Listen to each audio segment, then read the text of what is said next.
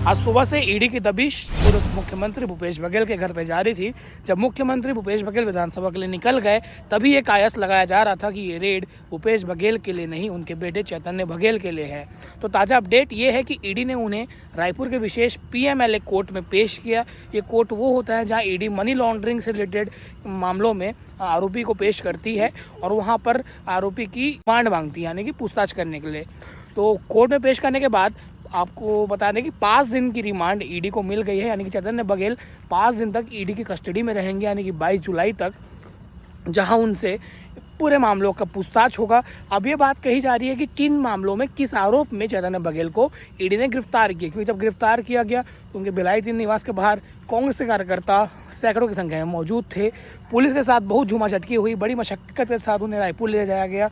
रायपुर के हेलीकॉप्टर के सामने भी बहुत कांग्रेस और पुलिस के साथ बीच झूमाझटकी हुई। तो 4 आरोप है जो ANI न्यूज़ एजेंसी है उसकी रिपोर्ट की माने तो छत्तीसगढ़ में कथित शराब घोटाला जिसकी आज 3200 करोड़ तक पहुंच गई है, उससे रिलेटेड मनी लॉन्ड्रिंग के मामले में उनकी गिरफ्तारी की गई है। ये आरोप लगाया जा रहा है कि उनके पास उसका पैसा पहुंचता था। वहीं दैनिक भास्कर की रिपोर्ट की माने तो उन्होंने पूर्व मुख्यमंत्री के बेटे चैतन्य बघेल की 4 चीज़ों में संलिप्तता बताई है। पहले तो शराब घोटाला, आपको बता दिया मैं। शराब घोटाला असल में ये हुआ था कि जो IAS अनिल टुटेजा है और आबकारी विभाग के MD थे AP त्रिपाठी और कारोबारी अनवर डेबर, ये तीनों ने सिंडिकेट बनाकर छत्तीसगढ़ में शराब घोटाला किया। कई प्रकार के घोटाले हुए। अब डिटेल रिपोर्ट कहीं और देख सकते हैं। भिलाई टाइम्स में भी यशवंत साहू जी ने कई बार समझाया है। उसमें होलोग्राम के नाम पे और कई चीज़ों के नाम पे घोटाला किया गया। दूसरा, कोल लेवी स्कैम में भी इनका नाम आ रहा है रिपोर्ट की माने तो।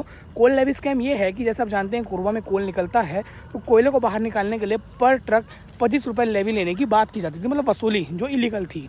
इस प्रकार से ये आप मानिए कि संख्या बहुत ज़्यादा रही होगी, क्योंकि रोज़ सैकड़ों ट्रक कोयले निकलते हैं और बहुत ज़्यादा पर किलो था या ऐसा कुछ था। इसके साथ ही एक और स्कैम है महादेव बैटिंग ऐप ऑनलाइन सट्टा केस।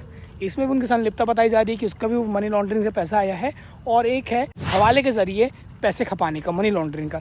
ये 4 चीज़ जो है दैनिक भास्कर ने बताया है। तो लोगों का सवाल था कि किन मामलों में, किन आरोपों में चैतन्य बघेल को ईडी ने डिटेन किया है और क्या पूरा मामला है। तो ये पूरी डिटेल थी। अभी 5 दिन तक चैतन्य बघेल जो हैं ईडी के कस्टडी में रहेंगे, पूछताछ होगी। इसके बाद हो सकता है कि ईडी और कोशिश करे उनसे रिमांड बढ़ाने के लिए। और ख़ास बात यह है कि आज चैतन्य बघेल का जन्मदिन था और पूर्व मुख्यमंत्री भूपेश बघेल जो उनके पिता हैं, उन्होंने ये कहा भी कि पिछली बार मेरे बर्थडे में मेरे विशेष सलाहकार के पास ईडी की दबिश हुई थी, आज मेरे बेटे के बर्थडे में मेरे घर आए हैं।